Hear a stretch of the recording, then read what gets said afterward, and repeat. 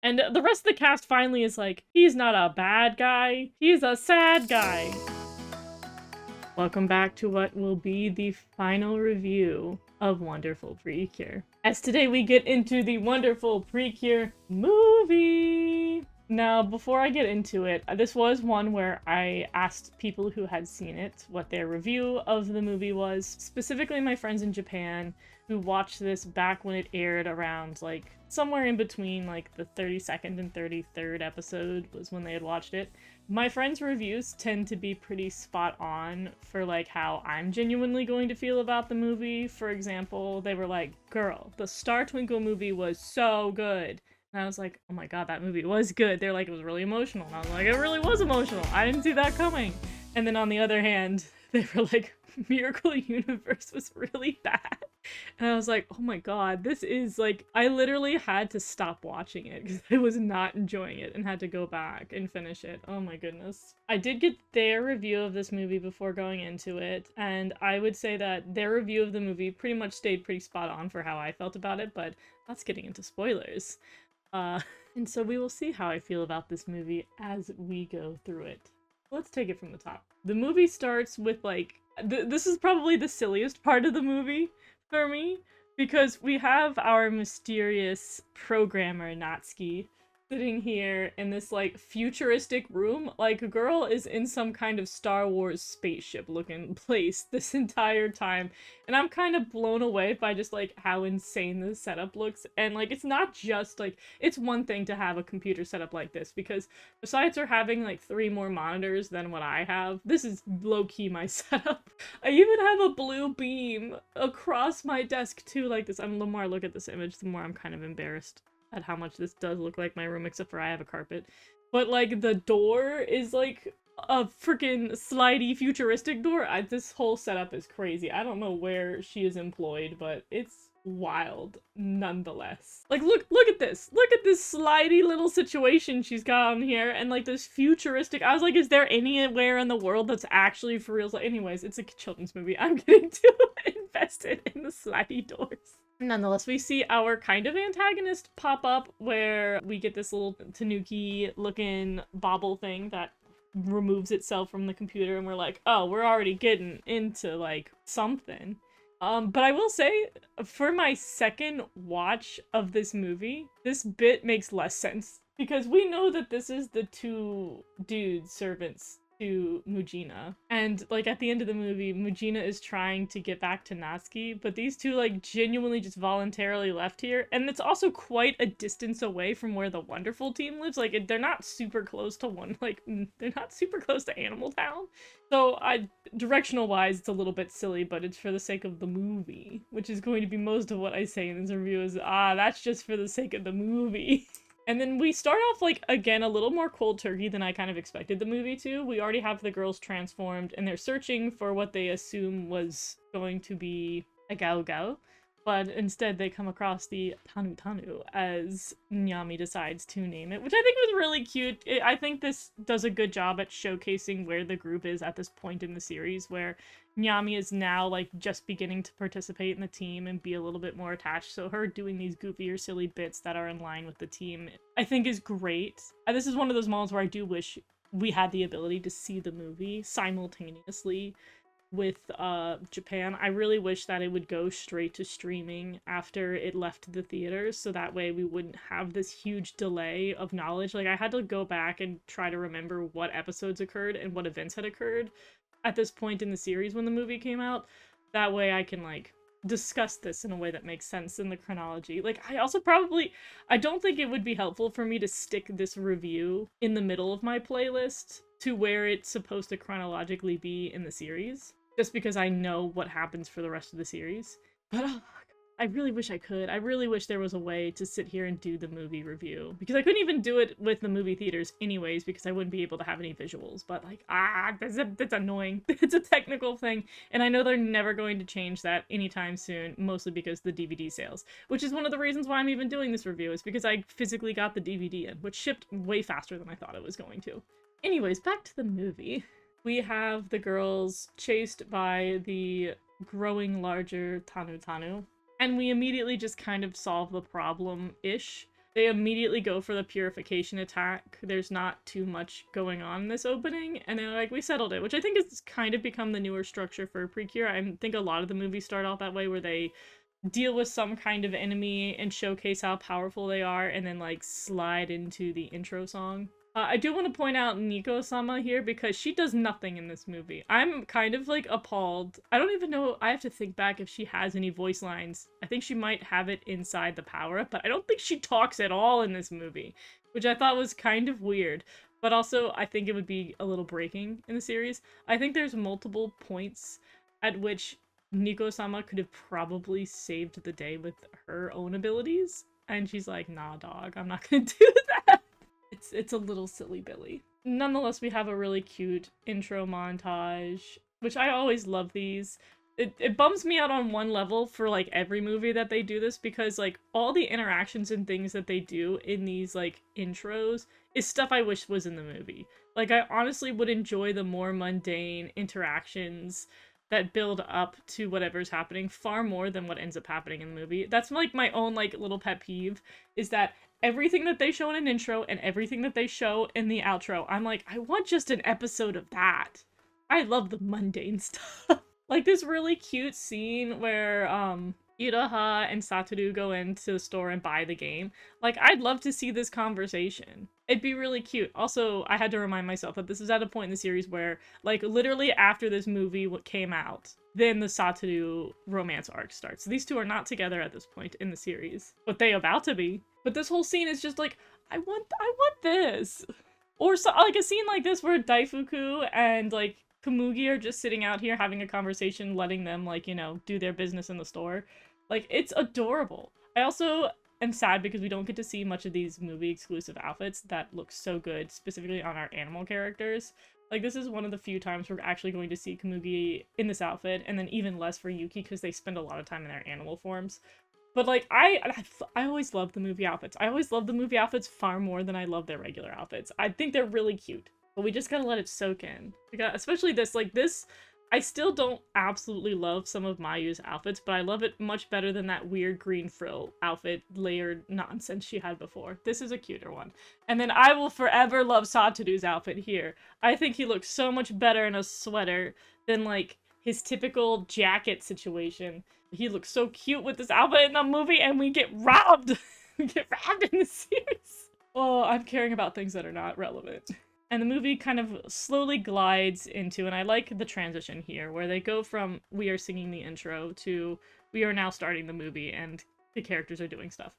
I also love this scene where she's like, Iroha's clearly playing on a Switch and Komugi sitting in her lap, and I'm like, this is what my cat does. She like noodles her way into my lap while I try to play video games, and I have to find a way to just like kind of like wrap my arms around her and play. I felt very seen with this part. We also then have the seeds sown, which I think I always have a little bit of I want to see more of the other teams that get kind of smushed into these movies. Like, I'm not gonna lie, I think I really liked how they were integrated. Is it Dream Stars? I think that movie, I really liked how the teams were kind of integrated. But I also think that was an All-Stars movie and not a solo movie.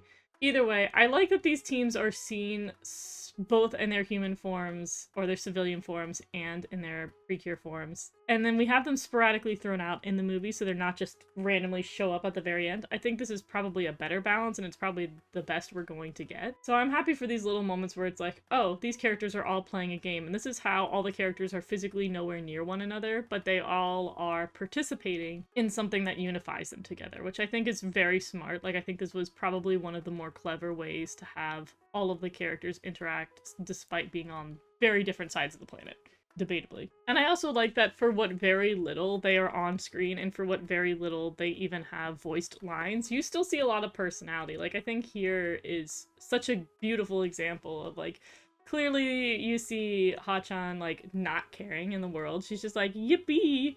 And then obviously there's the little cheekiness between Mirai and Liko, so I love this. I love these little interactions. They really made the most of what very, very tiny amount of screen time that they get here. And then I gotta roast these. I gotta roast these to the end of into the earth. These are ugly, and it's specifically the eyes. The eyes bother me. When we saw the promo images for these in-game characters, hideous. Absolutely disgusting. I hated them. I still do. They're so ugly, and I think it's just the white beadiness of their eyes. Like, take the white away. Hideous. Even my best girl has been just absolutely disrespected with this. I hate it. I hate it so much. Like, what is this? Thank God he does not look like this in the game. This is awful. We also, like, to just really build up the tension for what's going to happen later in the movie, we consistently have these, like, little quiet, sad boy Satoru moments where he's like, I really wish that I could talk to Daifuku. I feel bad for Satoru as the series as a whole. There was no good reason. No good reason you couldn't be talking to Daifuku. Even if Daifuku didn't get a human form. Like, Nico-sama could have very easily been like, bippity boppity boop, you can talk. Like, it's... You know, they did it for the movie, they did it for the tension, they did it for the build of what was going to happen, and their overpriced voice actor that they hired. And then speaking of foreshadowing, which all of the scene is just a giant piece of foreshadowing, which I think is fine. We have Komugi have a little fit that leads the in-game character to get stuck in an abyss. I don't know what this is supposed to be.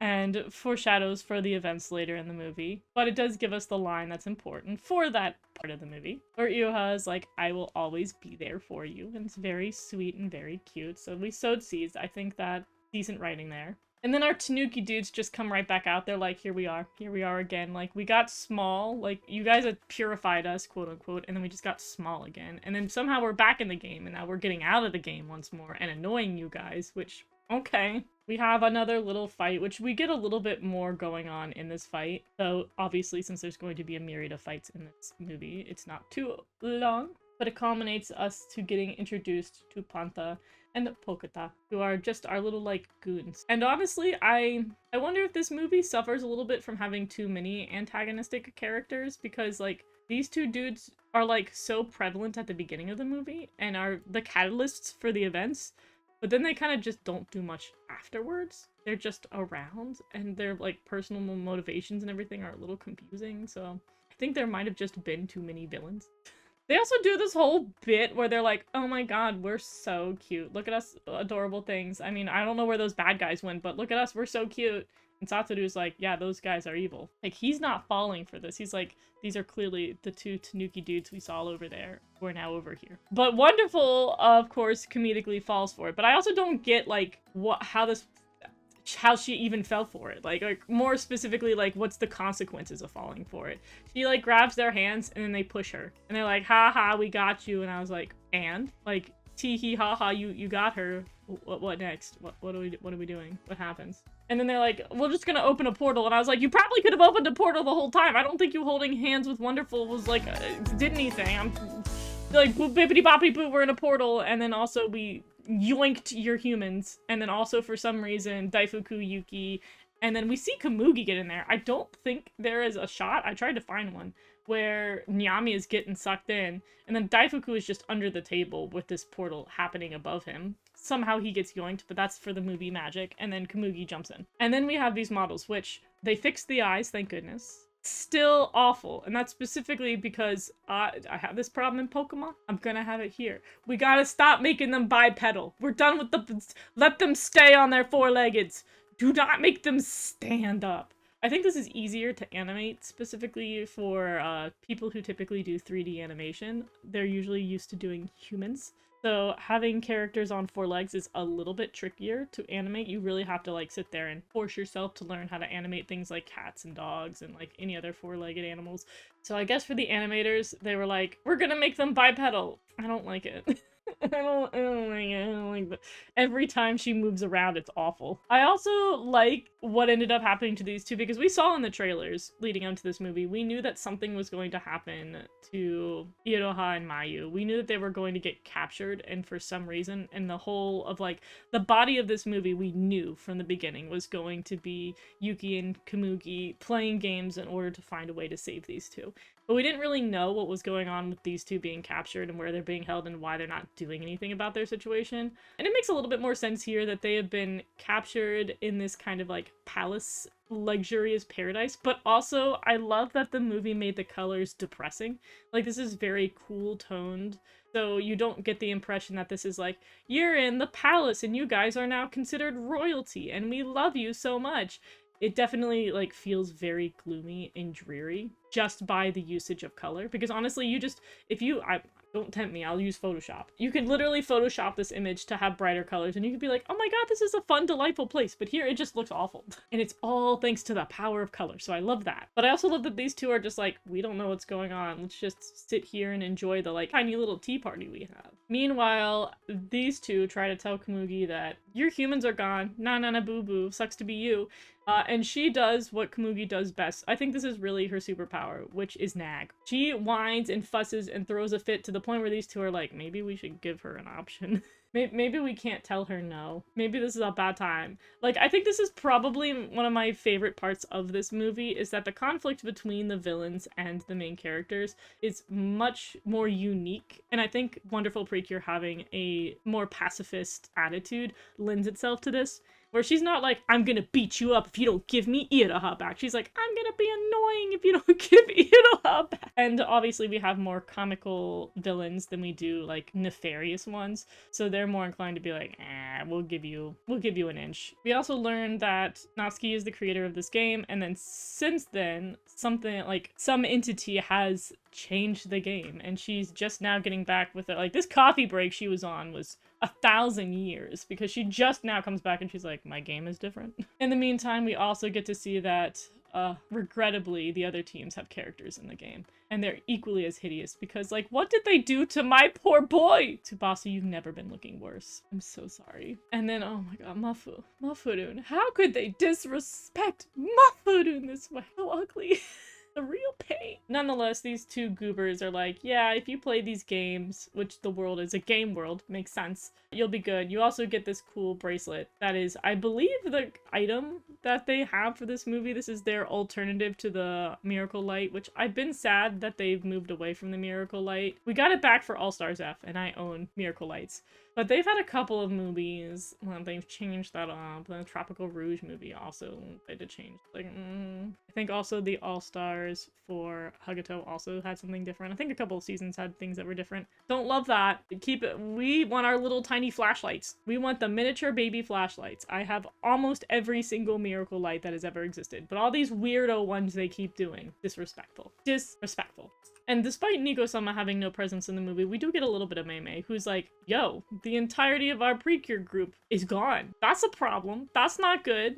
That's gonna make our lives a lot harder. We gotta save them. To which we give Satoru a bit more of a role in the movie, since he didn't get yoinked into this magical realm. Satoru ends up being like, I'm the computer wizard. I will now figure out who owns this game and how this is happening and solving it. So they do a good job at balancing this, despite when I first heard this, I was like, really? We're not gonna put Satoru in there, but Daifuku's gonna find his way in there? Like, this is annoying. I don't love that. But I guess him playing, like, support makes sense. That's his role in the series. Whatever! I think I was still holding copium at this point, expecting there to be Cure Satoru and Cure Daifuku. I want Wonderful Precure so bad. Nonetheless, we have our, like, slew of games. We get a little bit of this DDR that's supposed to be multiplayer that Komugi does, to which we knew that Yuki was going to roll in and be like, yes, we can teamwork this. And we have a cute little, like, teamwork moment. I also, again, another reminder that this is an earlier point in the franchise, is that you do see Yuki after this be like, and I'm gonna go this way. And Komugi's like, but we gotta save them. And she's like, no, Komugi, I will do things.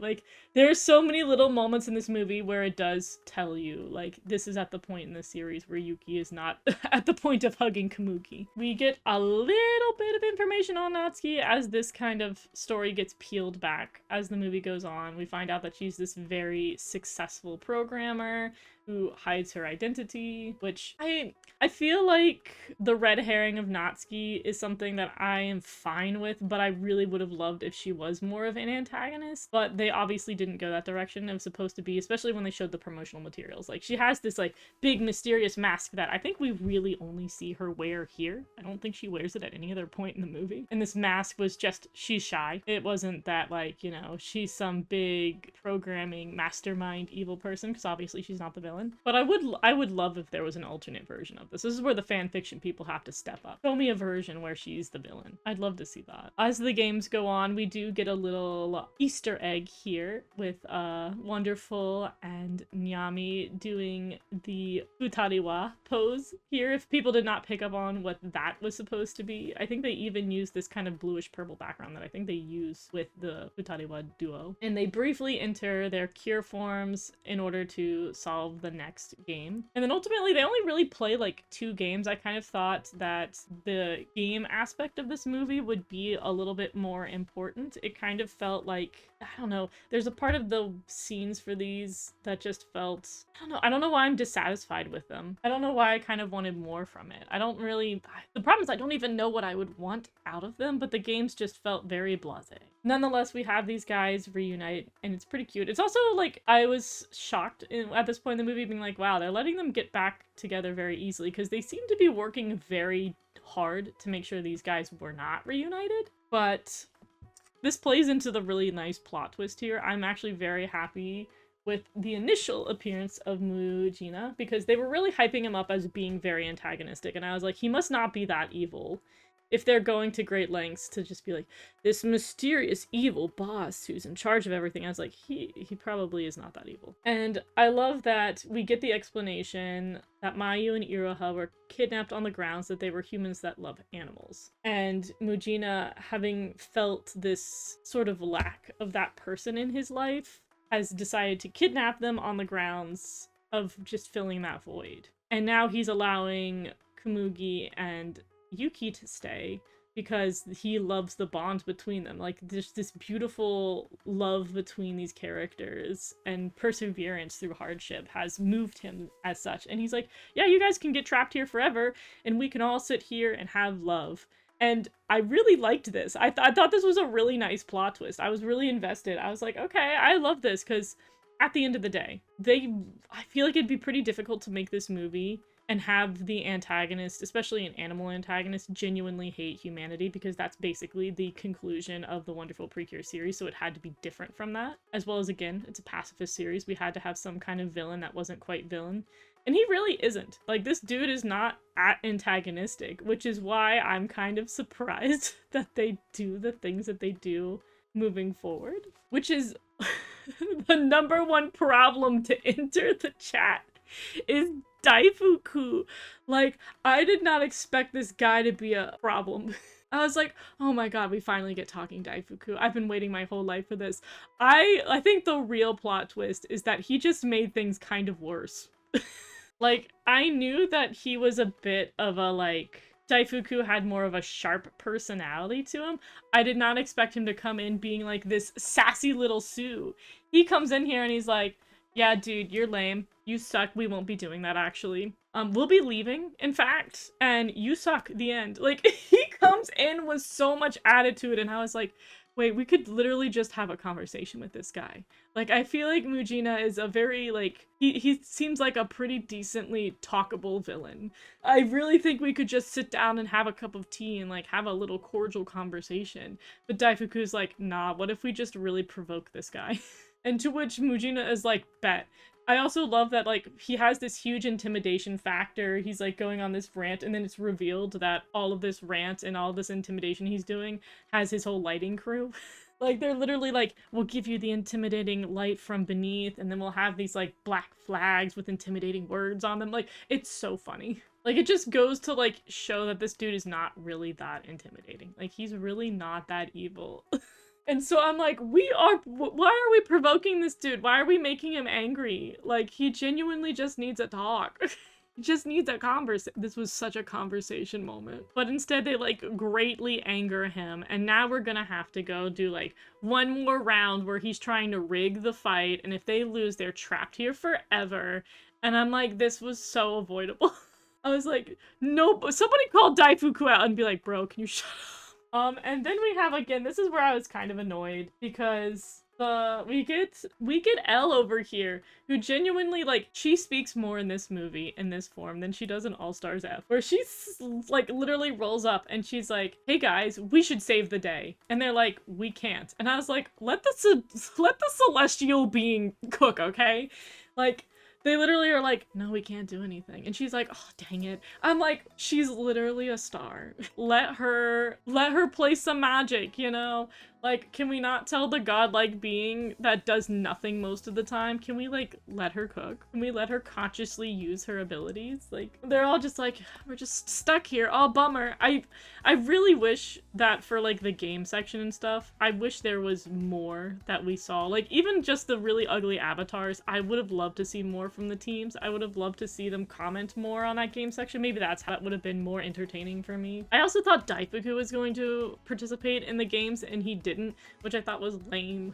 But then we have the goated team. Like, we genuinely have the team, like, you know how everybody else is just like a normal schmormal human being when we're not in our cure forms? Not us, though. We got magic. And they're like, we'll literally use a random spell on the console and see if that works. I love them. I love their group. And we get this fantastic moment for this, like, final game where we have better looking Muffadoon into the game and then literally gets her own. I want to appreciate this for a moment. I don't know if this is real merchandise. It probably is. And if it is, it's going to be a pain to collect, but nonetheless. Muffadoon comes in here with her own special wand and then, like, takes out the enemy with a spell because Muffadoon's the best. She's so powerful. We stan. And then we win the fight. And then, like, interestingly enough, Mujina's like, oh, dang it. Okay, you guys get one wish. Which is wild. He even goes along with it. Like, he's like, it's a real bummer I lost and you guys won. And it felt very rigged even though I rigged it, but I'm gonna let you guys go. Like, it literally follows the rules. Like, you know, the game is all good. And then they get a little thing that's like, you guys get one wish. You get one wish. And they're all about to wish to leave. They're all about to leave. Like, things are going so cordially. Everything is going really smooth. Daifuku messes it up again. Again, this dude messes. Daifuku. Bro. He's like, it would have been really cool if I was more relevant to the story. And I was like, are you serious? And he gets the wish instead, and then also it does nothing in the game. Obviously, that pays off later, and we can hate him a little less for this sequence, but, like, this was so unnecessary. Like, again, the movie would have... It's because we need the movie to continue. But, like, the movie would have ended so peacefully right here. But now, instead, we have to get a little bit more explanation, and we gotta figure out how we're gonna get out of here, where, like, magically there's some location we can go to leave, but also magically there's a counter that we have to escape within a certain amount of time, or you guys are trapped here forever, which is dumb. Like, this whole bit, I feel like the writing kind of got pretty weak in this particular section. I'm not gonna lie to you. But we do get to learn about Natsuki. We see that she's just like this cute little programmer girl who has one of the best designs that I'm really sad that's movie exclusive. I'd love to see a character that looks like this and has this personality in the main franchise, but whatever. We send another person to the Yui dungeon. I do think that they do the smartest thing here where they have like a big army confrontation as they try to race to get out of the game, where they're like, oh my god, what if we used a specific power-up that we possess to beat these Tanuki? Because the whole movie, the Tanuki have been utilizing the ability that they have. Like, the yokai has the transformation ability, where they're known to, like, be sneaky and pretend to be other objects or creatures. And they're like, oh, you know, that's kind of crazy. There's another legendary yokai that we possess the ability of who can do that. So they bring out debatably the most chaotic Kiriden animal, who unfortunately we don't get to see, but her power is felt through the movie. And there's this kind of cute scene where they all like use the abilities out of the stock footage, which honestly, I feel like that's something that I wish the movie did a little bit more, is have less stock footage moments. Like, it really cooks when they're not using their stock footage, and they have a movie budget, so they might as well do movie things with it. They use the Kitsune Fox Kiriden animal to transform, and then we also don't see them, like, even have to deal with the negative consequences of using the transformation, because I believe normally they have, like, the tail has to show or something. I'm trying to remember, because I remember the yellow tail showing up occasionally in some of their usages of the fox, unless I'm misremembering. But unlike the Tanuki, who have, like, their tails stick out when they transform, or you see, like, the little leaf, they genuinely blend in here. Except for Daifuku, they literally just, like, move around Daifuku to hide him. I also love that, like, for the most part, they didn't keep their original colors, except for, like, slightly. They mostly are brown, but they're each different tones of brown that align with their colors.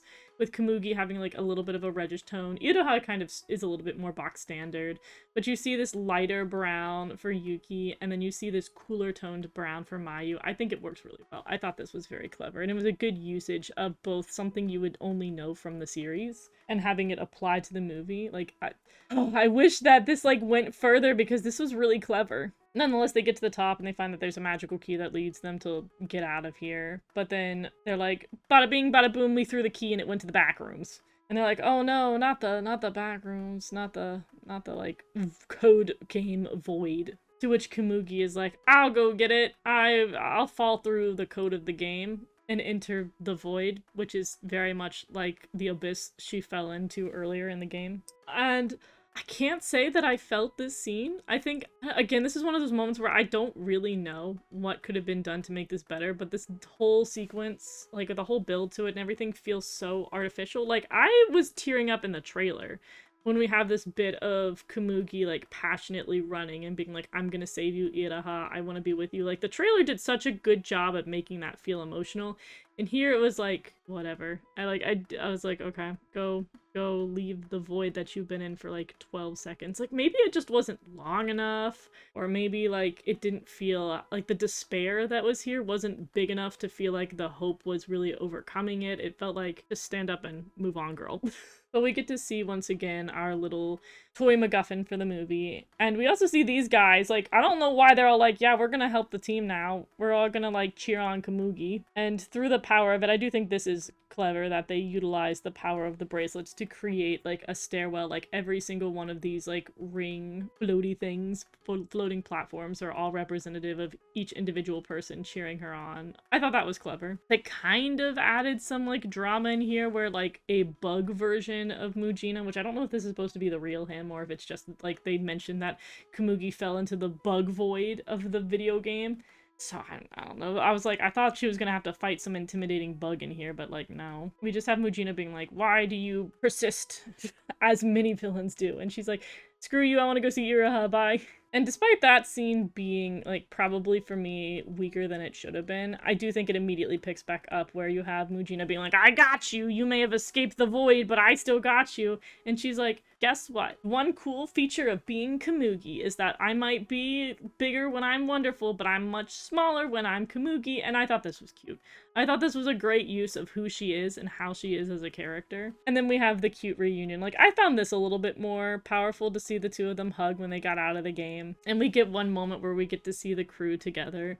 Like, I don't know, maybe it's just because they do emotion so much better in the main series. I feel like the drama of this just wasn't there. And I don't know, I feel like every movie tries to have some kind of like heavy emotional bit in the sort of penultimate part of the movie, but this one just didn't have me. I wasn't feeling it. I don't know, the trailer was, we'll watch the trailer, it was better. But we do move on. So luckily that part of the movie was not something that they really wanted to be the most important thing happening, because now we have the finale. We move into Daifuku being like, yeah, that was crazy. Oh wait, I'm a human. My dreams have come true. And in the meantime, I don't know what we're doing here. Like, I think Mujina had a really cool, intimidating form. I don't really know why we wolfified him or like foxified him. Like, I don't know if he like changed into a kitsune or what's going on here. I don't know why we changed the way he looked. Like, maybe they were like, this one's easier to move faster, but like him being like a raging tanuki, like he could have just glitched or something. I don't know why we felt the need to change his form. It felt like that was an odd choice. I think they really just did it for mobility, but again, this is where I kind of got annoyed that we're too similar to the way that Wonderful finished. Like, again, I probably wouldn't have cared had I not known how Wonderful finishes, but we're looking a little too much like the final boss for Wonderful Precure. Nonetheless, we get our little sad tea and backstory for why the events of the movie have been happening the way they have, which I feel like could have been done in a little more of a practical sense, but you gotta suspend some disbelief on what happens here in order for the movie to make sense. Natsuki is like, I used to know this little tanuki at the local park, and we get introduced to Tanu-chan. She and him get very connected, with her being kind of the stereotypical shy character who doesn't really connect well with people very much. And these two, like, genuinely are, like, having friendship time. Like, she's out here with a whole computer and programming, and she's like, yes, Tanu-chan, how do you feel about whether I should use an if-then statement here? It's so funny, but, like, cute. And then she even gives him this little scarf that's really precious when it's raining, and I was like, oh my god, I'm actually, like, really vibing with this. Like, shout out to befriending your local pests. But the park ends up getting destroyed. And she's like, and he's gone, and I never saw him again. Like, I'm like sitting here like, girl, there's like a forest right behind the park that got destroyed. He's probably in the forest. And she's like, oh my god, and he's dead forever, and I'll never see him again. And I'm like, I'm pretty sure he's literally just moved 5 feet away. And she's like, I was so sad and depressed that I like put my emotions into the video game when I programmed it. So I made a sad Tanuki in my game. And I'm like, that's wild. This is where it just gets so unhinged. And then she's like, oh my god, Mujina slash like AI Hano-chan is just this like amalgamation of my sad but lovely feelings for this Tanuki. I must go find him, which like he's ravaging like multiple cities trying to find her. Like he's literally going to her like robot location. Like once again, look at this Star Wars-esque hallway she's running in. What are we doing? This is so silly. But at least, you know, we get a cute battle out of it. We have some pretty awesome moments where they're fighting Mujina, whatever we're gonna call him at this point in the series. I will say they copy and pasted their the fox attack, like wolfy purple beamy things that come out. Like, they literally copied and pasted that from our final boss. I was like, we are just reusing stuff. You did such a good job story-wise, not using concepts that already exist in Wonderful Precure, since the movie needs to, you know, be different from the source material so that people don't feel like we're just watching a copied and pasted version of the story. But I was like, we're just recycling things now?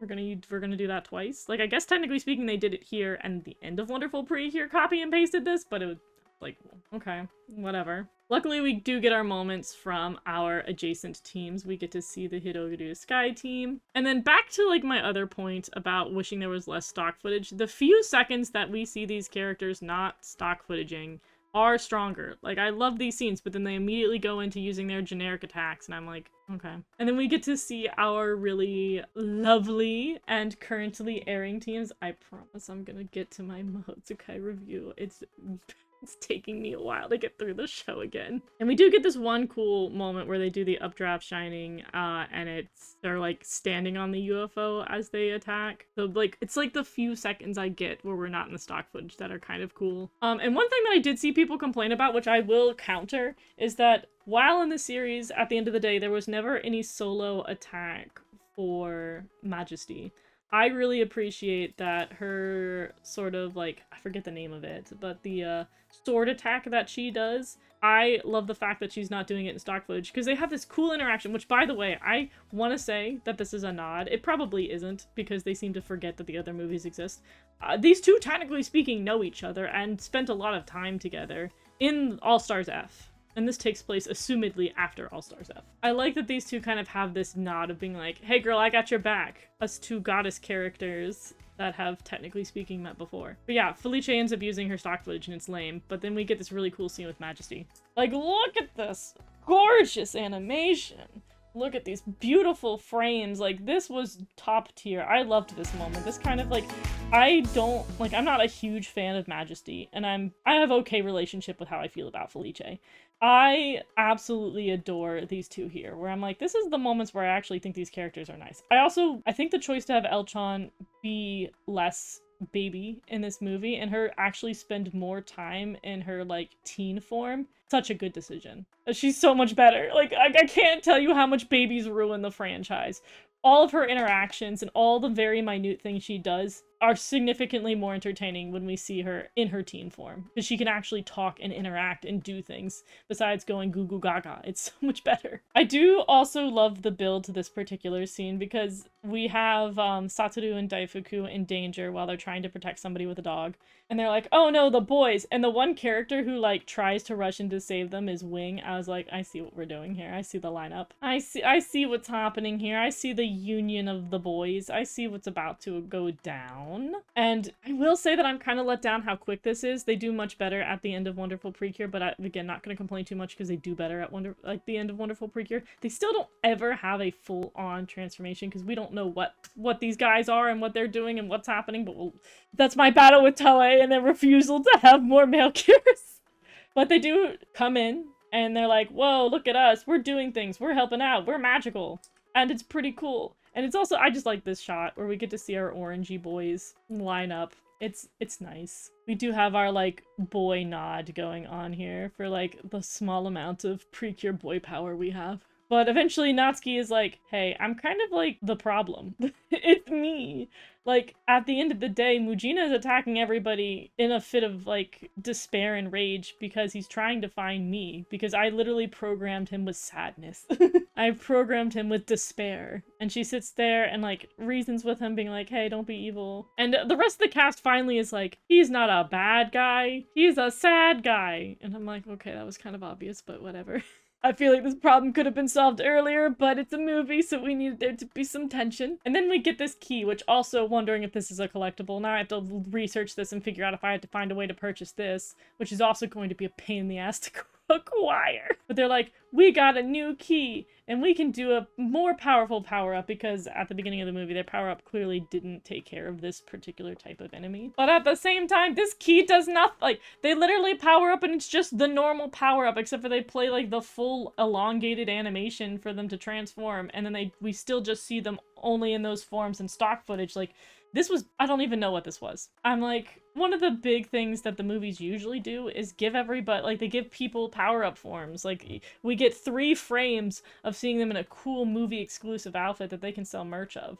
But, like, we get nothing. Like, I don't know what their beef was. Maybe it's just because they put all that, like, design energy into Daifuku and Satoru. I watched the Healing Good movie. You guys can fit, like, 15 different new outfits into, like, one movie. I don't understand why it's like, we just got a slightly different key than normal, and then we were strong enough to purify the villain. I was like, okay, I got the Star Twinkle movie, and they were doing way more. They got to use all these really cool forms we never saw again. They literally have 12 because there's 12 Zodiacs. Actually, I take it back, there's 13 because they did 2 for Gemini. Like, where are my forms? Where's the power-up? This final, like, purification was so, like, I don't know, I feel like they really ran out of steam right at the finish line, because I feel like the earlier bits of the movie either made sense or were cool, but then we get here and it's just like, and then we purified him with our normal schmormal abilities with just a key that's on the screen for 12 seconds is too long, I'm being way too gracious, for like 2 seconds.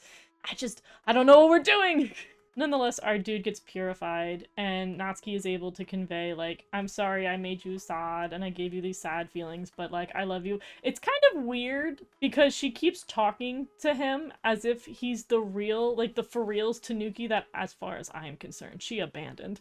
Like, she has this whole heartwarming thing, and I'm like, he's not the real one, though. He's just an AI you created with the power of sadness, so it's funky that you're talking to him as if he is the real Tanuki that you abandoned. I think this is one of those things where I get so wrapped up in the logistics that I can't feel the emotions that I know that everybody in the comment section is going to be like, girl, just go along with the movie, but I'm like, I can't. I know that people are like, but this was emotional, and she was telling him that, like, you know, all the things, and, like, their relationship was great, and I'm like, yeah, but this is the wrong person to be telling! He's just a little AI!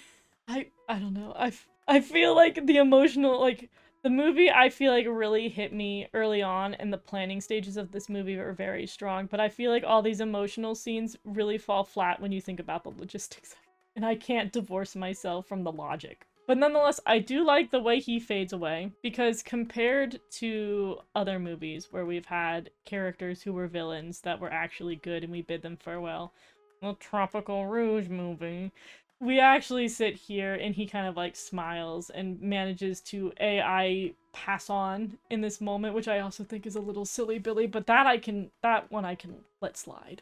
I feel like him moving on was fair. But I do think it's weird he didn't talk. Like, Boy had so much to say earlier that, like, him saying nothing and just being like, yeah, and then fades is, again, a little funky. I don't know why the past few movies where they've had this kind of farewell have all felt very odd. As I had briefly muttered under my voice a few seconds ago, I have this beef with Sharon in the Tropical Rouge movie. I feel like the complete ending of that and how that whole debacle concluded was weird and terrible. I feel like they keep dropping the ball on it. And I'm like, I don't know why these, like, redemption villain fade die moments are just not good. But what we do have good is the ending. It's really cute. Like, what I really wanted to see more of in this movie, but I understand that it's the Wonderful movie and they're not going to do it as much, is seeing these guys interact. It's so cute for them to be like, talking animals! And then Tsubasa being like, guess what? I'm a talking animal. And then you have Muffadoon who's like, I'm not really a talking animal. I'm a talking teddy bear. But like, seeing them all interact and be uber cute is so heartwarming. We also have this very silly Billy moment where Natsuki's like, she is like surrounded by this eclectic cast of talking animals and she's like not questioning it, but now she's like, now that I've had a moment to think and, you know, I had an emotion earlier, but now that I have clarity, why y'all talking? And then Mei pops in and he's like, let it be. Which again, I don't know why Nico-sama didn't show up. She's usually the one who's like, shh. But honestly, Mei is a more entertaining character, so it's fine that he's here. And then we have these really cute little, like, ending moments, which made it enjoyable. Like, I genuinely think movies do better when they put this stuff in the credits, because then it makes me actually vaguely pay attention to the credits that I can't read. But more importantly, I get to see these cute little images of the aftermath. But again, like I said at the beginning movie, with the events that happened during the opening, I wish we could see these at the ending. Like, them all going to Animal Town and, like, hanging out on the mountain. We see them walk up the path. Like, this shot is the bottom of the path. And this shot is the top of the path, and see these really cute interactions. I also think it's funny because the second one includes none of the Wonderful team. They shoved the whole Wonderful team down over here and did not put them up here at all. But it's interesting to see, like, Liko running next to Sora. It's so cute. And then them setting up, like, the picnic blankets together. And then I love this bit of, like, all the, like, food from the different franchises being utilized here is so cute. Whoever was in charge of this at Toei needs a raise because this is precious. Again, I wish the DVDs included, like, a bonus episode where you could just sit here and have the characters interact for, like, 15 minutes. I'd love to just see a run of them having a picnic together and then cracking little jokes and having cute interactions between the characters because God, Precure just underutilizes how wonderful their like mini interactions between the characters are. Oh God, they need to do like a manga run where it's just all of the Precures stuck in a room together and when they have to interact and make jokes. Like, here we get to see the gummies, we get to see the cloud bread, and then we get to see the strawberry melon pie. Like, oh, I deserve more of this. And then again, we get to see, like, Teen L here, which is so cute. And then we just get to see the cast together. It's just so... I want this! This is what I need! And then, believe it or not, at the end of the movie, as no one expected this to occur, we find out that our little Tanuki friends were, like, literally just in the forest the whole time. They aren't dead. I do like, though, that we essentially we see Tano-chan, but we also see these, they do a little shout out to our two goons who didn't make much sense. In the movie, we get to see one last time Pantha and Poketa. And we have this sweet little moment where we have one more frame for our main cast, because at the end of the day, the focal point of the movie was our main Wonderful Precure 4 girls. And then we have the rest of everybody else kind of running together before we end the movie, which is sweet. And again, we get to see Teen L, who's cute. I love that she, like, is dressed in her, like, royalty outfit. I don't know if we ever really get to see her in many other outfits outside of that, but it's cute. And overall, my review of the Wonderful Precure movie is I think it's okay. Like, that was basically what my friends had told me, as I had alluded to at the beginning of the review. They were like, the movie's pretty solid. It does what it needs to do and it doesn't really do anything particularly bad. It's a cute movie and it fits into what they could work with how specific Wonderful Precure operates. I feel like there's just a level where the emotional bits of the movie weren't as strong as they could be. I feel like we haven't had hard hitters in the way. Like, I didn't want it to be anywhere near as, like, intensely emotional as, like, the Star Twinkle movie, but I would love to have seen maybe some degree closer to the Heartcatch movie, perhaps? But I know that at the end of the day, they wanted to keep it as lighthearted as they could. Like, I didn't really want... Like, I'm happy that there was no antagonistic character. I'm glad that for what it was, Mujina wasn't super duper evil. He had a very odd reasoning, but he had reasoning for why he did the things he did. I think I'm defense for Mujina. People were way too mean to him. He deserved better. He did nothing wrong. He just misappropriated his energy on the wrong people. He really just needed to have sucked Natsuki into the game. But I also think it would have been maybe more entertaining if he did capture Natsuki and they were trying to rescue Natsuki. Maybe that would have been a way to solve that problem. I don't know. I liked him as a villain. I think he was a really solid villain. I think Natsuki made sense for what she was, and she is an underutilized design. In terms of our main cast, I don't know. I feel like maybe that's where I didn't have as much with the movie. It didn't feel like the main cast went through anything particularly big that didn't already exist.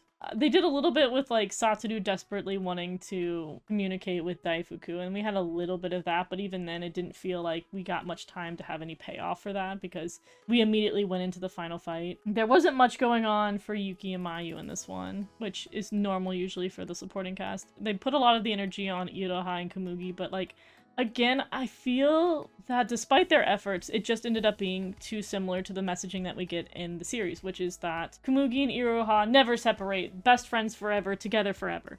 I feel like we just get that in the main series. I feel like we got really, really, really good episodes in the main series addressing the separation for them. Like, literally one of the episodes that airs shortly after this movie did was the one where we had the old man be like, oh, Komugi was originally my dog. And Iroha had to deal with the reality of having to give up Komugi and what that would be like for her, and like her ultimately wanting to fight to keep Komugi, and Komugi also not wanting to be separated from Iroha. Like, I feel like this series covered that topic much better. I found myself feeling way more emotional for both that episode and obviously the absolutely heart-wrenching episode that we get towards the end of the series. I don't feel like the emotions in this movie moved me to the point that usually, like, if I'm gonna go to a movie theater, for example, if I'm going to pay money to be in a movie theater, usually you want there to be the drama.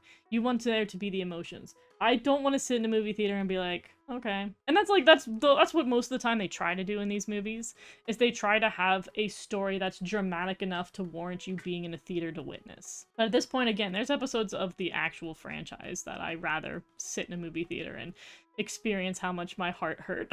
But maybe that's not so much like, again, I don't think that this movie is particularly like bad or anything. I just think the series ended up being so good. And maybe that's kind of like a decent problem to have. Your writers were just way too strong for your actual franchise. But in terms of Easter eggs, and I think overall the structure of the writing, especially the first half, was very strong. They set it up really well, and they made sure that every second mattered and every piece of dialogue was well thought out. I just wish it was stronger in the second half in regards to that. But overall, this has been my extra long review of the Wonderful Precure movie. Please, by all means, let me know your thoughts. I'd love to hear your interpretations because I know a lot of people said that they felt very emotional during this movie. And I'm curious to hear that. Like, as someone who was not as emotionally invested in this movie, I'd love to know specifically what brought those emotions, what things did it. Because obviously, I think a lot of my disconnect would be the logic of the movie being a little too silly-billy for me to be invested in. But for the people who are able to suspend your belief, please tell me in detail what really hooked you. What really made you go, I'm bawling my eyes out. By all means, throw that out there. But anyways, thank you guys so much for finally finishing the Wonderful franchise. Unless there's some kind of All-Stars movie that they get thrown into, I guess that would continue this. But for the most part, we are done with Wonderful Precure. It is now on to you and Idol as we go forth with the next few episodes. And until next time, should we meet again, I'll see you then.